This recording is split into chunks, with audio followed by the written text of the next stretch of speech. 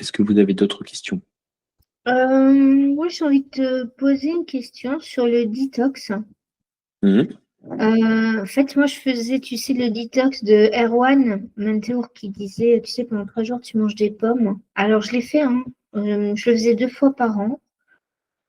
Ça va, mais j'aimerais bien ne pas passer par ça parce que bon, là, en plus, là, il y a l'approche des fêtes. Mais moi, là, j'ai vraiment envie de faire un détox. Ça n'a rien à voir avec la silhouette, maigrir. Non, non, c'est juste que je sens que mon corps a besoin. Je sens en fait.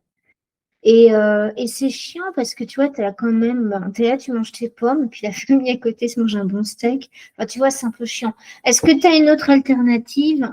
Par exemple, est-ce qu'il faudrait manger que des soupes, des smoothies, tu vois, des bouillons, des choses comme ça? Enfin, je sais pas. Qu'est-ce que tu recommandes selon toi? Je vais te partager mon expérience plutôt. Ouais. Personne que j'ai accompagné moi-même ou ma famille. En fait, le problème des détox, c'est que c'est comme tu dis, en fait. Genre, c'est ultra violent pour ton esprit parce que t'as plus de vie sociale. T'as plus de vie sociale. Euh, Moi, je trouve que t'as quand même la dalle. T'as l'impression de manquer de choses. Et moi, je suis pas bien, en fait. J'avais essayé, mais je suis pas bien. Ce que je fais quand moi, j'ai besoin de me détoxifier un petit peu, Mhm. j'essaie de manger d'une manière générale, déjà, aller encore plus loin sur la qualité des produits, parce que souvent, moi, dans ma vie, je suis à 80-20, tu vois. 20%, il y a des pizzas, en gros, et 80%, je mange bien. Bah, je ne fais pas du tout ce 20%-là pendant quelques jours. Je fais du jeûne intermittent, moi, déjà, tous les jours, donc de 20h à 16h le matin, enfin, de 20h à midi le lendemain, donc 16h. Mais ça, c'est mon habitude à moi. Je mets des gros warnings. Le jeûne, faut pas confondre avec la privation, et c'est pas fait pour tout le monde. Voilà, on pourra en parler à un autre moment, mais moi, je fais ça et des fois, je pousse du coup à 24 heures. 22, 23, 24 heures. Mais parce que j'ai l'habitude et parce que je sens que mon corps, il se recycle, ça favorise l'autophagie. L'autophagie, c'est ton corps qui bouffe tes mauvaises cellules du corps pour, voilà. Je prends aussi je bois beaucoup d'eau, des fois juste des bouillons d'os, parce que c'est plein de minéraux. Et le charbon, c'est super, le charbon. Euh, Bon, maintenant, c'est des petites capsules de charbon. En général, c'est des boîtes. Tu en prends 6 gélules de charbon à jeun le matin. Tu fais ça tous les 3 jours, 3 fois. Bah, en fait, tu te sens quand même beaucoup mieux parce que le charbon, ça va.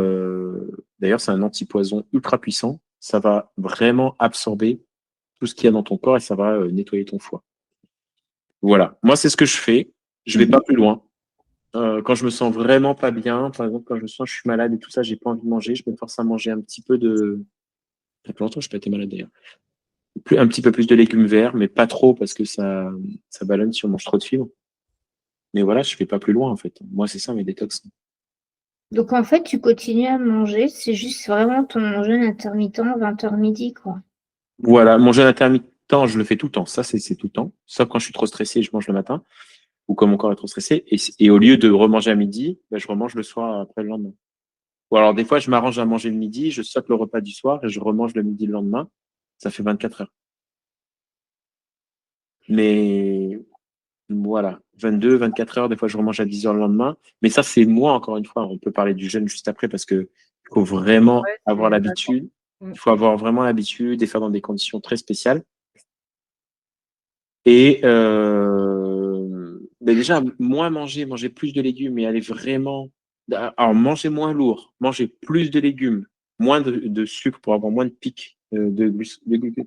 Et avec le charbon à jeun le matin, et j'arrête le café aussi pendant 2, 3 jours qui est acidifiant pour l'estomac, je me sens mieux en général. J'ai jamais eu besoin, j'avais fait un moment quand j'essayais What Meal Régime, 10 000 diètes, là, comme je faisais avant, de comprendre tout ça. Mais en fait, enfin, c'est trop frustrant, c'est trop, voilà. Honnêtement, j'ai pas plus d'expérience que ça sur Mhm. sur les détox. En tout cas, j'ai jamais eu, celle que j'ai faite, j'ai jamais eu un bon retour, ni physique, ni mental, de ma personne, ni avec les gens que j'ai. Et d'ailleurs, des gens que j'ai accompagnés, en fait, souvent, ils avaient fait des diètes comme ça. Alors, toi, c'est pour ton bien-être, c'est un peu différent. Mais des fois, il y en a qui font des diètes vraiment. des régimes détox pour perdre du poids, machin, ça va très loin et en fait, ça booste leur corps, leurs hormones et leur mental et en fait, c'est encore pire, tu vois. Ouais. Ouais. Non, là, c'est vraiment, tu vois, je serais même prête à faire, par exemple, que des soupes, tu vois, c'est pas ça, c'est juste que je sens, tu vois, quand j'ai vraiment une grosse baisse d'énergie, je sens, en fait, à ce moment-là, qu'un détox, ça fait du bien. C'est pour ça que je le faisais 2 fois par an, mais là, ça me fait un peu suer de refaire les pommes, quoi. Tu Ouais, vois. j'avais fait une cure détox où j'avais effectivement supprimé la viande, enfin tous les produits animaux. Je mangeais du coup des plats avec des légumes, notamment qui sont connus pour être bons en détox, avec du panais, des trucs comme ça. Et puis qu'est-ce que j'avais d'autre aussi? Ouais, donc pas de sucre, pas de sucre raffiné. Alors bon, du coup, je ne mangeais pas de sucre du tout. Je me suis dit comme ça, je maximise mes chances. Et puis, mais c'est vrai que ça m'avait fait un bien fou en fait. Mm. Et donc pas de gluten. Et donc c'est vrai que je me souviens que j'avais vraiment eu un regain d'énergie, alors que je mangeais moins de trucs enfin, dont j'avais l'impression que si on n'en mangeait pas, on était limite en danger de mort, quoi, tu vois. Je me disais, mais mon Dieu, j'ai pas mangé de viande pendant 3 semaines, tu sais, j'ai l'impression que j'allais mourir. Et en fait, j'allais hyper bien, j'étais pleine d'énergie, je me reconnaissais pas, quoi, limite. Donc, et j'avais plus tu sais, le petit coup de fatigue de 11 heures, là. Ça, c'était Et en fait, je me suis rendu compte que c'était tous les glucides que je mangeais avec même du pain bio, tout ce que tu veux, des métères. Mais en fait, ça c'était du sucre et puis finalement, ça m'endormait en plein milieu en fin de matinée, là. Mhm. Ça, du coup, ça s'est complètement arrêté, en fait. Et en fait, j'ai gardé juste quelques principes, dont effectivement limiter le gluten ou le supprimer et manger moins de viande aussi et puis faire ouais, c'est en fait voilà ouais, c'est pareil le sucre enfin, seul comme ça, enfin j'en mets pas dans mes boissons, enfin tu vois, je mets. Mhm. Et c'est vrai que mine de rien, je me sens, bon, ça, le deuxième effet qui se coule, c'est que j'avais perdu du poids, mais enfin, j'étais bien, quoi. Enfin, j'avais pas. En fait, c'est ça. Je trouve que c'est exactement ça. Déjà, il faut pas généraliser. Il faut vraiment, si vous trouvez des choses qui sont bonnes pour vous et vous sentez que ça Mm, vous fait du bien, il faut le faire. Ça, c'est une super chose. Mais après, effectivement, de manger moins, de faire moins de pics de glycémie, tout ça pour moi, c'était évident. Manger un peu moins lourd, moins de raclette, moins des choses comme ça. En fait, rien que des choses comme ça, moi, pendant plusieurs jours, le pain, effectivement, c'est le gluten, même si c'est du pain au levain, etc., qui est beaucoup mieux et beaucoup plus digeste. En fait, ça t'alourdit en fait le corps, ouais, tout à fait. Mais je suis pas le meilleur exemple pour les régimes détox parce que comme quand j'ai fait des excès, je me mets juste à remanger ce que je mange tous les jours en fait, en poussant un petit peu mon jeûne, en prenant un peu de charbon le matin et en buvant un peu plus d'eau, moi ça me suffit. Mais voilà, si vous avez trouvé quelque chose qui est bon pour vous et qui vous met pas en danger, c'est faut aller vers ça quoi. Et ouais, pour parler du jeûne, le jeûne intermittent, c'est quelque chose de vraiment extraordinaire. C'est bien pour la.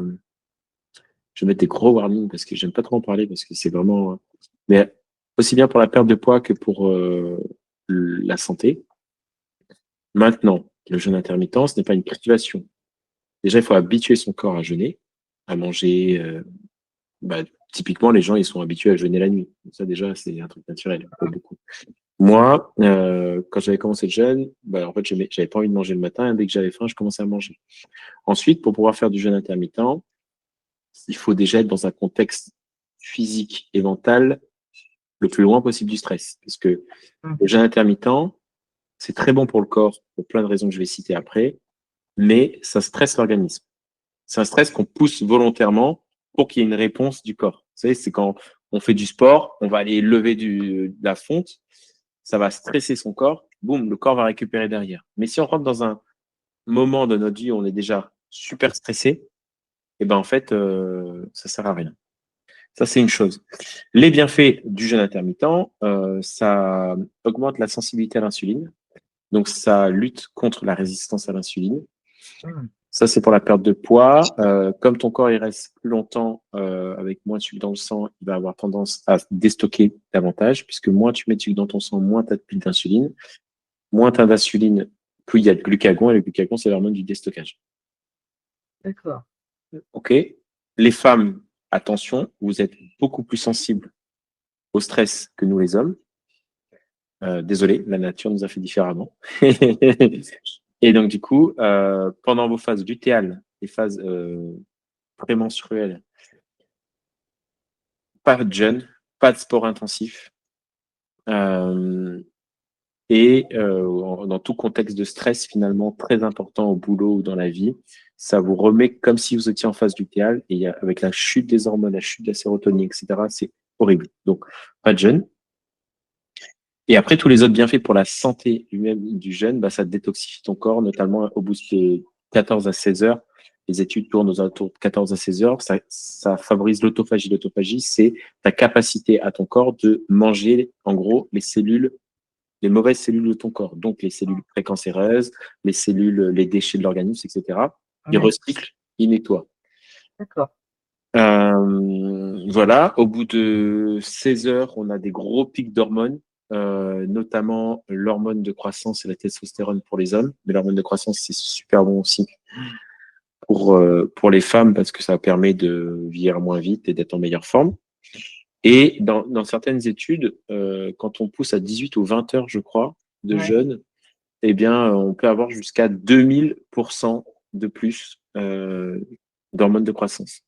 Et c'est juste pour donner un repère, oui, naturel. Ouais. Mhm.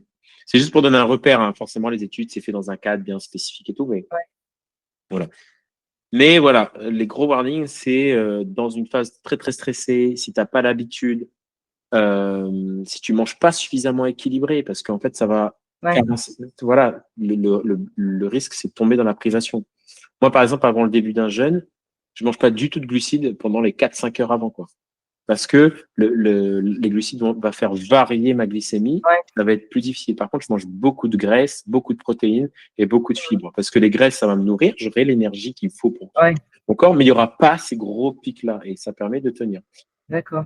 Quand je fais un jeûne, moi, comme c'est pour la santé, je ne veux pas me pousser. J'ai déjà testé pour aller voir mes limites. Ça, je faisais plus jeune. Mais quand je fais un jeûne et que j'essaie de pousser, par exemple, pour ma détox ou quoi que ce soit, dès que je commence à avoir faim, Ouais.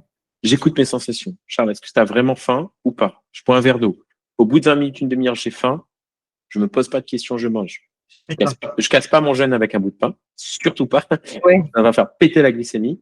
Par Ouais. contre, avec l'idéal, c'est genre avocat. Parce que tu as des Ouais. fibres dedans et des bonnes graisses. D'accord. Et 20 minutes après, tu manges. Tu vois, par exemple, moi, je me faisais avocat sardine ou avocat avec du saumon. Et un quart d'heure, 20 minutes après, tu manges ton repas normal. Et des fois aussi, on sent, ça dépend des gens, Ouais. mais quand on est en la glycémie basse, mais pas suffisamment bien tolérée par le corps, on va sentir une fatigue, la fatigue hypoglycémique. À ce Mhm. moment-là, on se pose pas de questions, on mange. Ça sert à rien, en fait. Des fois, c'est un excès d'irritabilité chez certaines personnes. Ouais. Voilà, l'hypoglycémie. Voilà. Alors, en gros, je fais la version courte, mais c'est ça. Est-ce que vous avez des questions? Bah, Autres? écoute, moi, du coup, sur le jeûne, effectivement, alors en fait, je mange plus le matin, là, depuis que en plus, surtout que je suis en télétravail, et donc, c'est vrai que je bouge beaucoup moins. Donc, en fait, je me dis, bah, si je fais 3 repas par jour, en fait, je dis, je vais pas digérer, je vais prendre plus que ce dont mon corps a besoin, finalement, parce que enfin, j'ai l'impression que, bon, alors du coup, je perds pas forcément de poids avec le jeûne, mais au moins, peut-être que ça m'évite de monter trop vite, trop haut.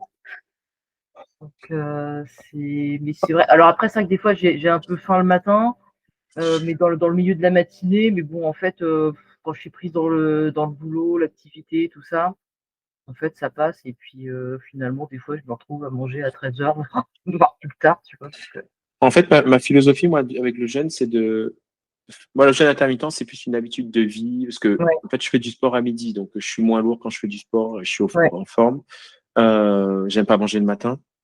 Et enfin, voilà, je trouve que quand je suis habitué, en fait, j'ai une grosse clarté mentale quand je mange pas, etc. Je le fais pour ça. Et la conséquence, quand je voulais perdre du poids, c'était effectivement que ça m'aidait à réguler mon poids. Mais faut, à mon avis, pas viser la perte de poids en priorité avec le jeûne, parce que ouais, on se fixe des mauvais objectifs. Après, on est là, attends, je devais faire 16 heures. Bon, j'attends, j'ai la tâche. Ça fait Ouais. 15h40. Et en fait, on stresse son corps, ça sert à rien. Ouais. Et il faut vraiment manger des repas tout le reste de la journée, et notamment le dernier repas avant le jeûne. Déjà, habituer son corps progressivement. Ouais. Et le dernier repas avant le jeûne, manger très, très peu de glucides. Ok. Toi, le soir, manger plutôt des bonnes graisses, Ouais. etc. Ah oui, il y a quelque chose que tu me disais, les gens, ils ont souvent peur de dire, ah, si je mange pas pendant 12 heures, je vais mourir. Bah, en fait, déjà, notre corps, il n'est pas habitué, mais une fois qu'il est habitué, déjà, il peut tenir très longtemps. Et il faut savoir qu'on a 98% de la même génétique que nos ancêtres chasseurs-cueilleurs d'il y a 10 000 ans, d'avant l'ère de l'agriculture.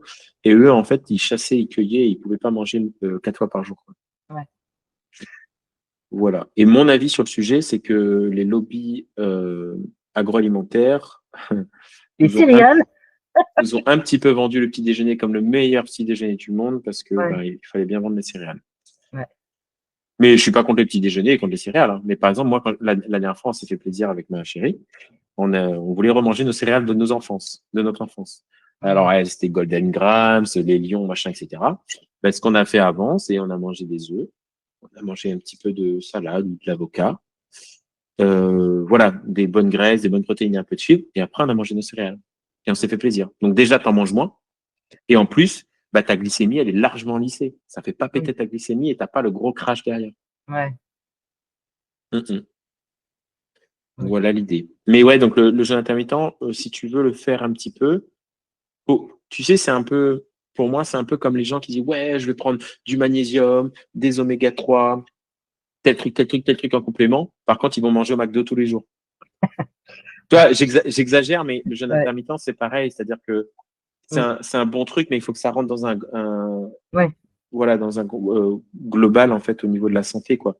T'essaies de bien manger 80% du temps, de Ouais. bouger, et ouais, pourquoi pas le jeûne, ouais. Y aller progressivement D'accord. et suivre un peu le protocole alimentaire, quoi. Ouais. Ça marche. Voilà, voilà. Et en termes de dernier repas, tu penses faut manger combien de temps avant de se coucher, par exemple? 2 à 3 heures, c'est cool. Ça, Deux c'est à trois heures. l'idéal. Ah Ok. ouais. En fait, 3 heures, si ton repas est vraiment lourd, Ouais. euh, 1 heure et demie à 2 heures avant, c'est bien, quoi. C'est bien. Et Ouais. ça me fait penser que le soir, souvent les gens ils disent ouais, il faut supprimer les glucides pour Ouais. maigrir un peu la nuit, tout ça et tout ça.